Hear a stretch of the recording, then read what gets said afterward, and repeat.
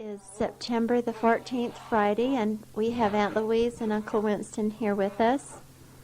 And I have asked Uncle Winston if he would be so kind to share some memories or whatever he would like. He was telling us about Grandma and how she liked to do readings, and we found a poem that she used to recite many, many times to the boys. Okay? Uncle Winston.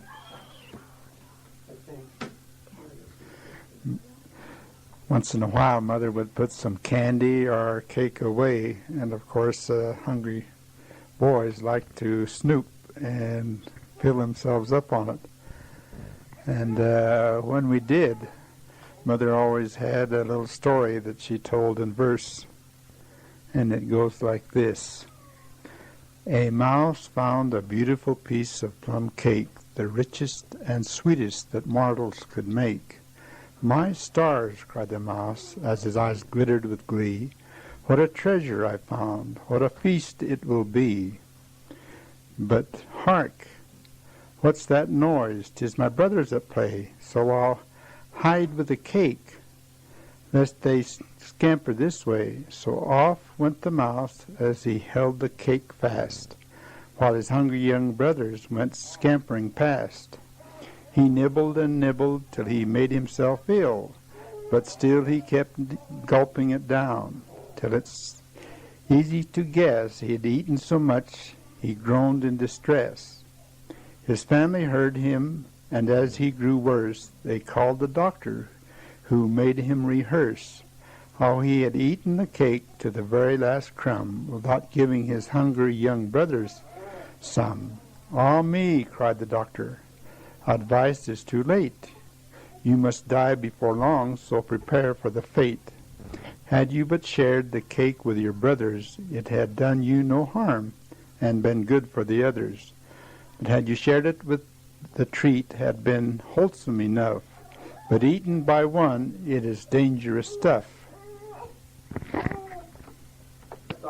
Oh. Mother had been following her mother's example. When we didn't do things just right, she always had a story to tell to show us what we did wrong. And I remember one time when I came in from out playing in the dust that I washed my hands rather halfway and went to the dinner table. But my grandmother took me very carefully in hand, took me back to the wash basin and showed me how we must wash for dinner. She scrubbed my hands very thoroughly with soap and with a cloth until they had a different color. Indeed, they turned white. Grandmother always also showed us how to chop wood, bring the wood in and carefully put it in stacks by the stove. She told us how we had to clean the dishes and help with the housework and sweep the floors, so that I'll always remember my grandmother very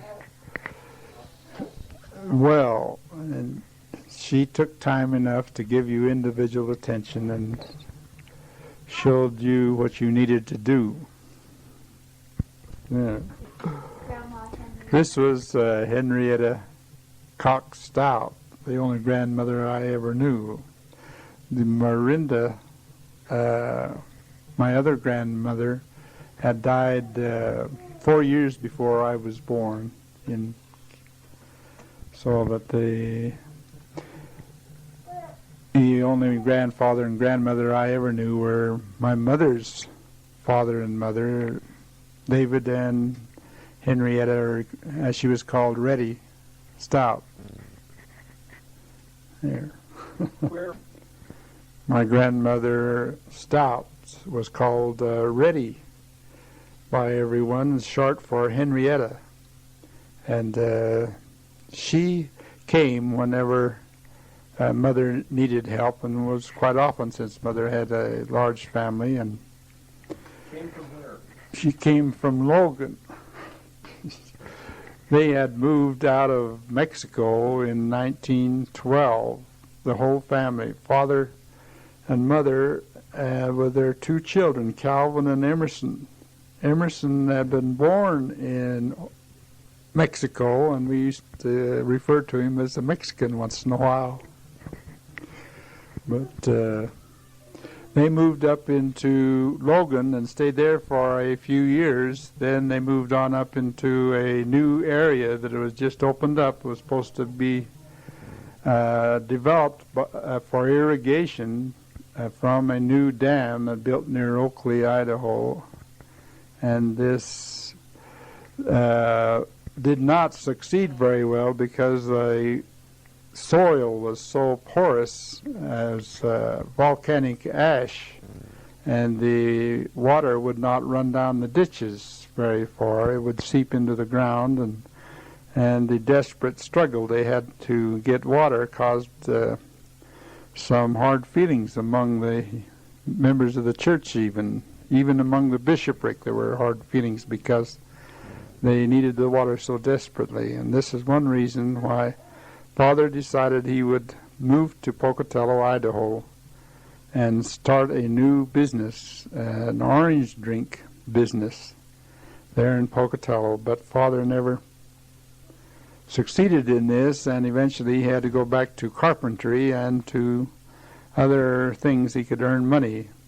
One of the things that happened soon after we moved to Pocatello was that Calvin and Emerson, who were 15 and 17 years of age, got a job one summer working in the railroad up near Boise at Smith's Ferry, and was called Banks. And they very carefully saved their money as much as they could and sent it home, even though they had a meager wage. This was a very good indication that they were dedicated to the care of the family.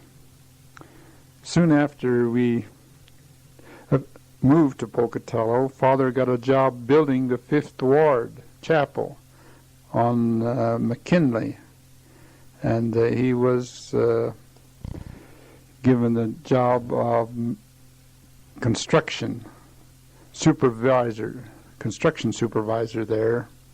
And every time I pass the old Fifth Ward, I remember how Father used to be working over on that chapel.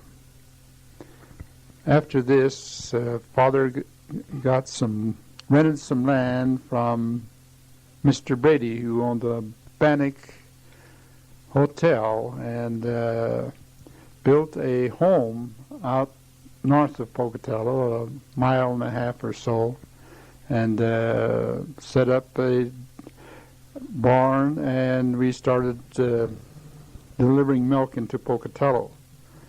Mother had already started selling milk to some of her neighbors while we were in Alameda, so that the dairy business actually got started a little before we moved out onto the farm. But this dairy grew until it took a route all over Pocatello, and we sold several hundred gallons of milk every day in Pocatello. And it also gave us plenty of work to do and a little bit of means so that we were able to send almost all the brothers into the mission field. Gee, you got me started here. Ruth and John want me to go back and tell a little bit about first moving from Oakley. I remember well when we were moving to Oakley that we had an old Ford truck, and we loaded everything up as high as they could up on top of this truck. Then on top of all the furnishings and boxes of goods, why the brothers got up on top, except that Adrian and I got to ride in the cab with Grandma, Reddy Cox Stout. Well, on the way up one of the hills toward Pocatello, the old Ford truck got real hot and began to blow steam out of the radiator cap. the driver got down and stopped the truck and went out and was going to put some more water in the radiator, but when he loosened the cap blew off and blew steam and hot water over him. So it was a long time before he was ready to go on. However, he got some more water and put it in the radiator, and we went on to Pocatello. But as we went further, why, the cub, our dog, was up on top of the truck, and he jumped off the truck. And so all the boys hollered and hollered until he stopped and waited for the dog, and they got the dog back up on the truck. Along with this truckload of furniture and box goods, we had a trader hauling a couple of cows from Oakley, which was very fortunate because when we got to Pocatello, we needed that milk most desperately to keep the family fed. But Father had high hopes of making a fortune in the orange drink business. In fact, he was going to set up different stands in all parts of southern Idaho up toward Oregon. But this did not succeed, and in fact, soon after he got his stand started in Pocatello on Main Street downtown, why, he rented it out to a lady, and she benefited from the newness of it and ran it for a year or so. And then when the newness of the orange drink business wore off and she saw that the profits were dropping, she gave it up, and Father took it over and tried to keep it going. Mother was a good candy maker, and she made candy also and sold along with the orange drink and the root beer drink. But still, it did not make enough profit to sustain the family, and eventually Father had to give it up and go into the carpentry business. So that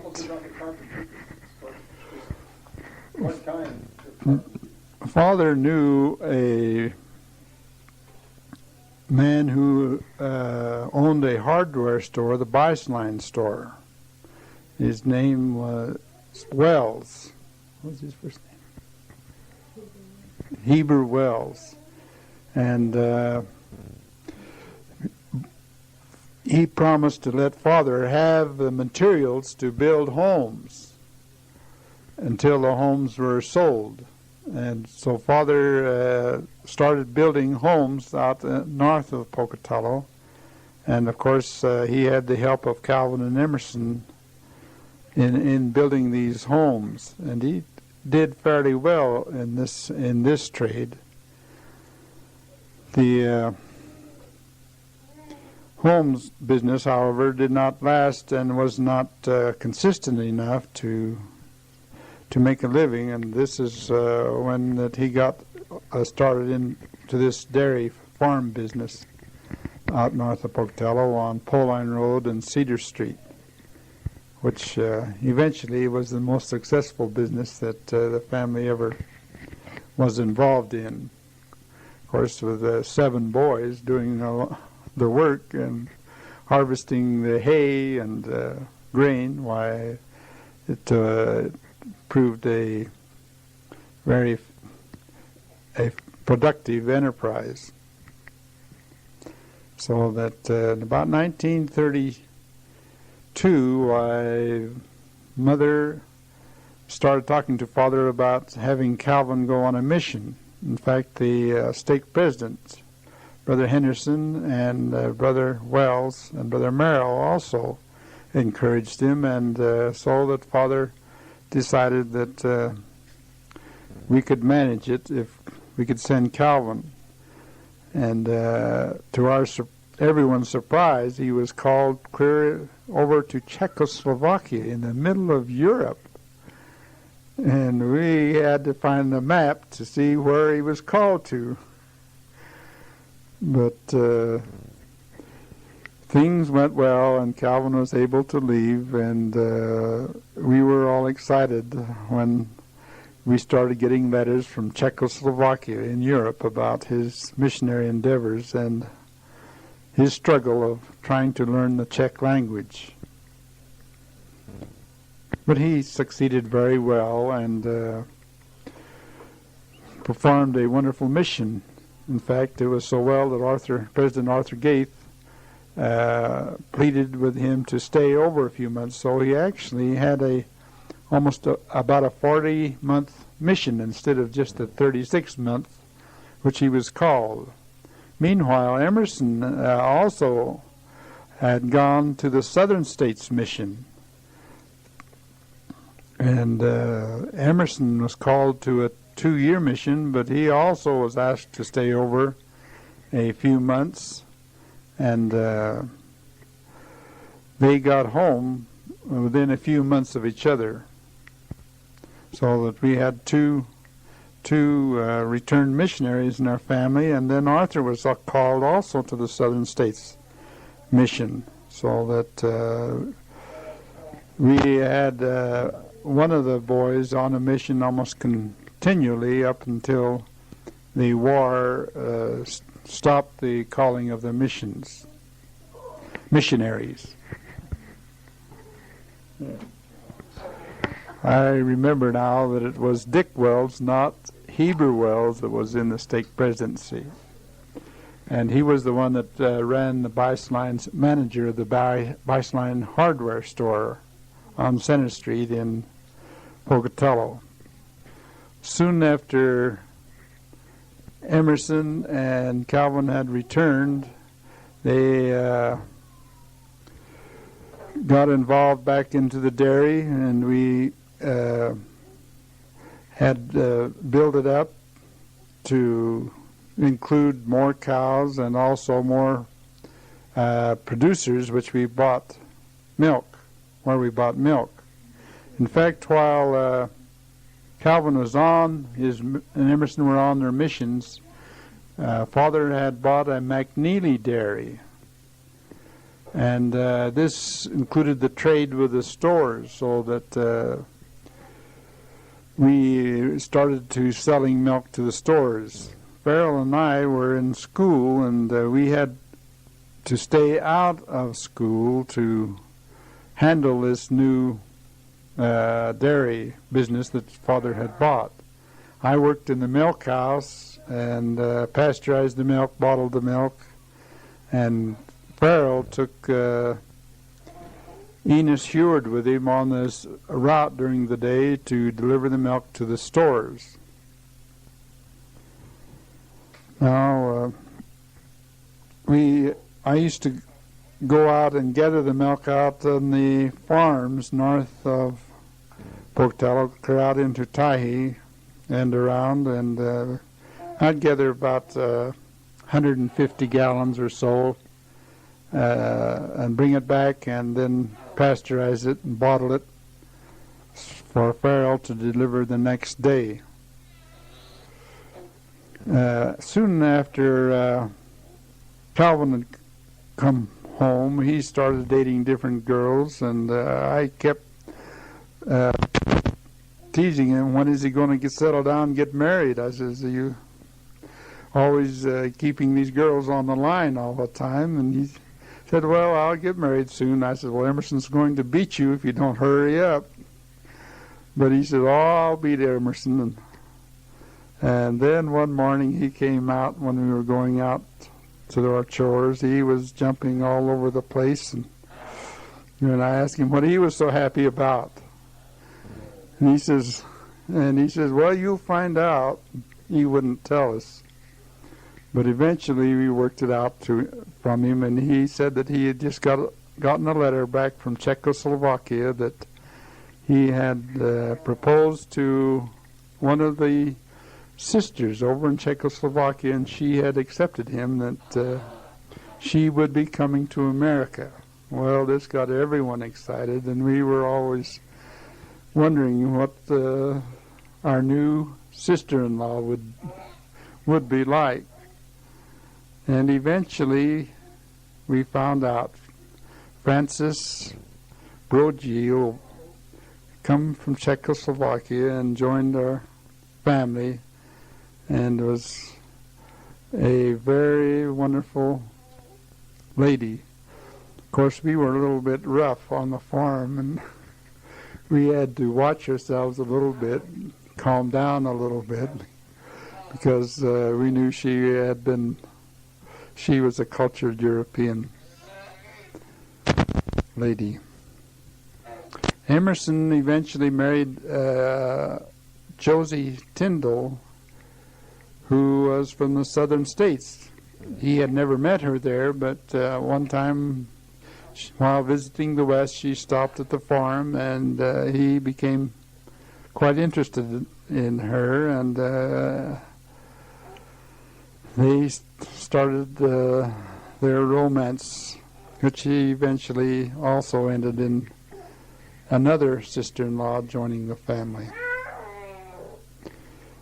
Farrell was called to Germany while Hitler was in power, and because of the trouble there, the church finally decided that he should return home, which was in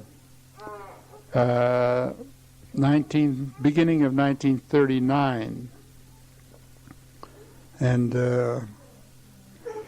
he came home and served the rest of his mission in the Central States, but he had not been home very long when the war in Europe broke out.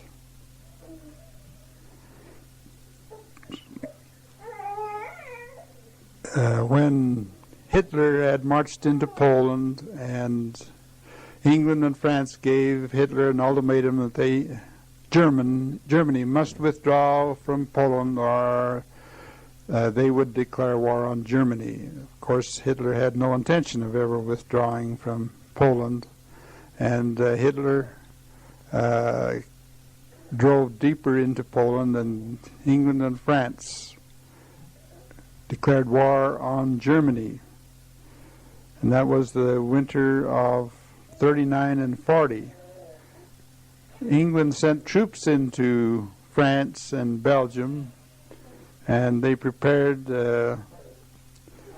to defend, and they hoped eventually to invade Germany. However, in the spring of 1940, Hitler turned loose his tremendous army and militarized to a high degree, and overran Holland, Belgium, and France. England was able to withdraw their troops through a miracle at Dunkirk, but Hitler now had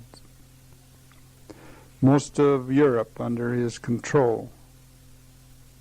It was in the fall of 1940 that I was called on my mission to New England states. And soon after I was called into the mission, I had to register for the military draft. They allowed me to a clergy rating in the military draft, so I was able to finish my mission. But while I was on my mission, Japan attacked Pearl Harbor, and so the United States also got involved in the conflict, which was World War II. After I returned home from my mission in 1942, I worked in the dairy for 2 years. I had gotten a deferral from military service for a time, but the Army was getting desperate, and they eventually called me into the military service, and I went down into Texas and served my basic training. Then I was called overseas and got involved in the European War at the Christmas of 1944, at the Battle of the Bulge. By May of 1945, the war had been completed, and the defeat of Germany was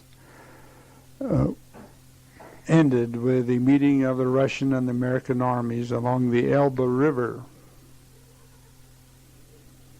it was a great disaster for Europe. For in the terrible war, close to 40 million people had died. Approximately 20 million of them had been Russians. 7 million had been the Jewish people, and almost about 10 million of the Germans. So, of course, and all the other nations involved had lost a great many people too. The devastation was beyond imagination. And of course the people, all the people suffered, not just the military, all the people suffered. Many died of starvation, as well as from the bombings and artillery and combat. There. I returned home soon after the war was over. I returned home the fall, and but could not get out of the military until the following June of 1946, when I was finally discharged from the Army and returned home. And then I... Where'd you spend the rest of the time? Different place. I had spent some time in Kentucky, some time in Memphis, Tennessee, and in 1947, let's see, I was enrolled. I was enrolled in the University of Utah. So what? Because you didn't go to school before you served. When you were born, I should tell, since they've asked, about Adrian. While I was on my mission in New England, Adrian was called to the northern states in Minnesota. And he served part of his mission in Canada, in Winnipeg, a very cold place. While returning home from a mission, I had stopped off in New York to visit the place where my grandfather, Orange McOmber, had been raised. What place is that? And that was in Gaines County. In fact, there was a town named, I believe, Gaines in New York. But I looked around the area and inquired for people named McOmber who had written their name the same way as we did, and finally I found one, a Byron McOmber, who was the fire chief in the small town, I believe, of Albion, New York, and he had a family Bible, also some family pictures of the McOmbers, and I was real happy to be able to contact some of my father's relations. Byron McOmber was a cousin, first cousin of my father, and so that he had some records of the McOmber family, which father hadn't been able to get from his own father. Now, Orange McOmber had married a Mormon after he had left the state of New York and had come west with his wife and had settled up in northern Utah in Cache Valley. And there he met my grandmother, Miranda Elizabeth. At that time, she had been separated from her first husband and was living in Cache Valley. So they were married in Cache Valley, and although I haven't been able to ever find any trace of it, they say that they were married in the Logan Temple. There were no records of this marriage that we have been able to locate. And Miranda was his second wife, And she lives separately in Hyde Park, New York, and that is where my father was born in 1885. No, August the 22nd. No, see, I got this. Remember the second wife, Orange? Oh, yes. She lived in polygamy. Oh, yes. I don't know Orange is a member. Oh, yes. Oh, yes. Is this still going? I guess I better turn it off or end it.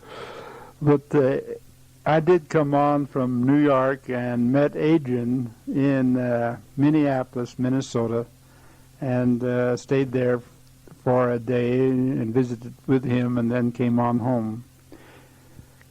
And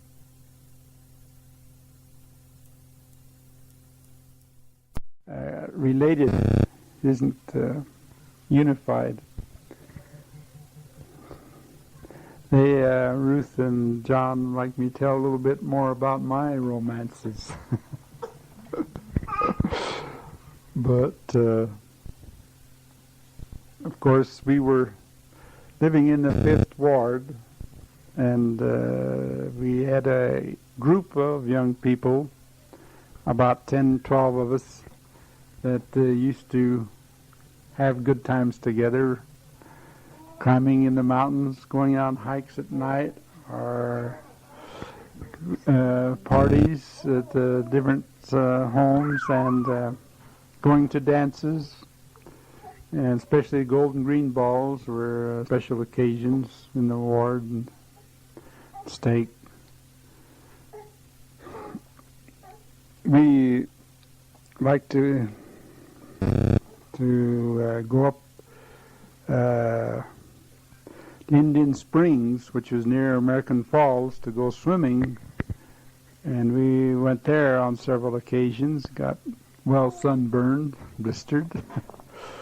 But it was all worth it. And then also we like to go swimming in what we call the Big Canal, which was back of Jared Anderson's place, especially after working in the hay all day. We were covered with dust and hay leaves and other things, and so we like to hit off and go swimming in the Big Canal, where we were able to get a little cleaner anyway. Now, among the young ladies of the 5th Ward was Louise Tyler, which had moved into the 5th Ward, Alameda, after we had moved out of Alameda. And I dated her along with the other young ladies in the 5th Ward off and on for several years. But just before I left for my mission, why, we got a little more serious. Not real serious, but we found out that we liked each other pretty well. And so while I was on my mission, we wrote letters occasionally, not too frequently, maybe once or twice a month.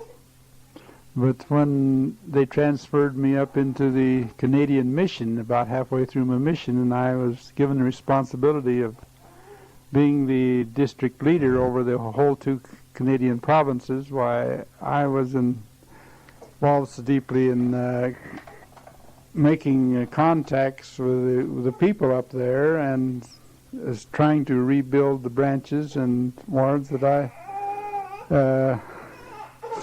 had to give up my correspondence with Louise and so that I didn't have any more letters from her until I had finished my mission. After I'd come home from my mission, why, we resumed dating and our courtship and friendship, but still it was not too serious until I knew I was going to go into the military service, and then I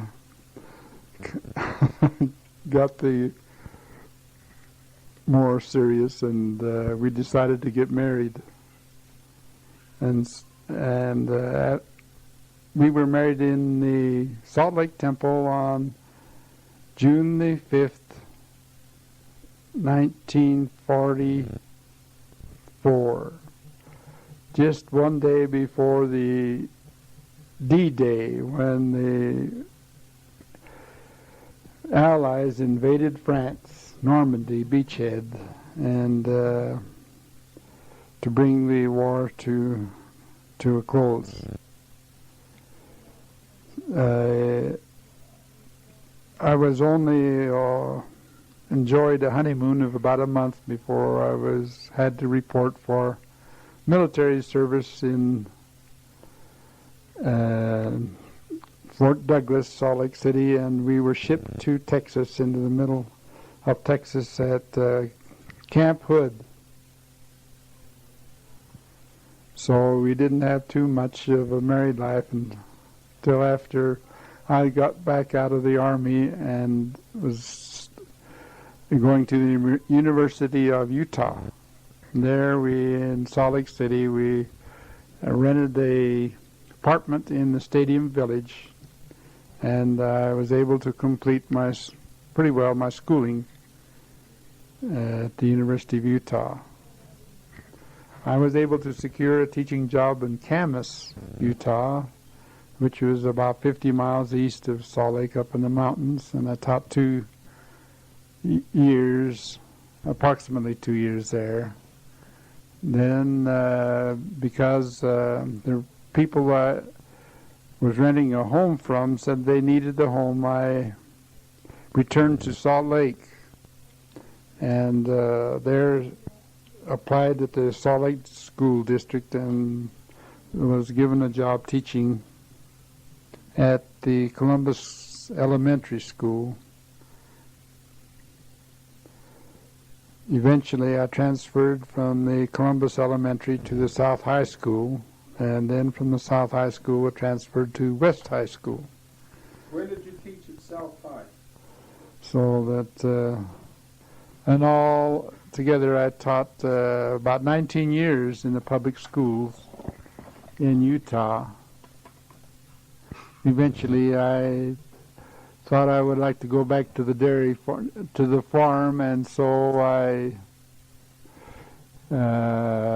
looked for some land and a place, and I found one up in Winston, Utah, where there was a nice home and a good dairy barn and about 60 acres. The man wanted to sell for $65,000, which wasn't too bad for at that time. And so we moved up to Winston, Utah, and bought some good Holstein cows and started producing milk to sell to the Cache Valley Cheese Company.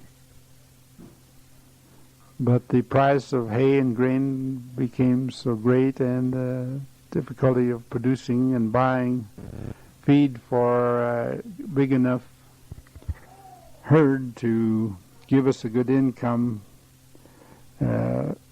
was not too profitable. So when someone came along and offered me a reasonably good price, some $10,000 more than I'd paid for the farm, I decided I would accept the offer.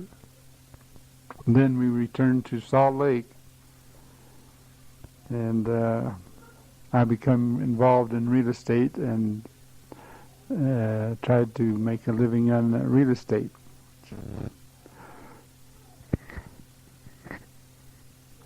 That all? Did you move in Salt Lake? Did you move right to the 11th East? Or is Our home in Salt Lake, we had kept on 1149 South 11th East.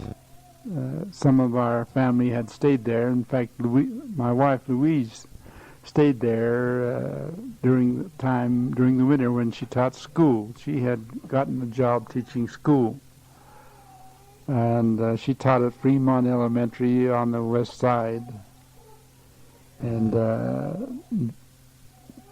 stayed at 1149, the home on 1149, until we sold the farm. We moved back into this home.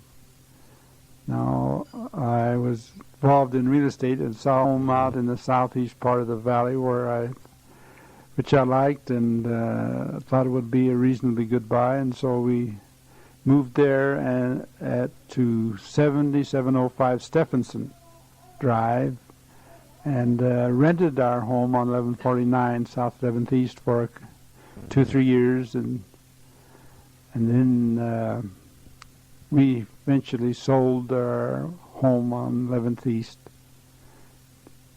and that's where we are now.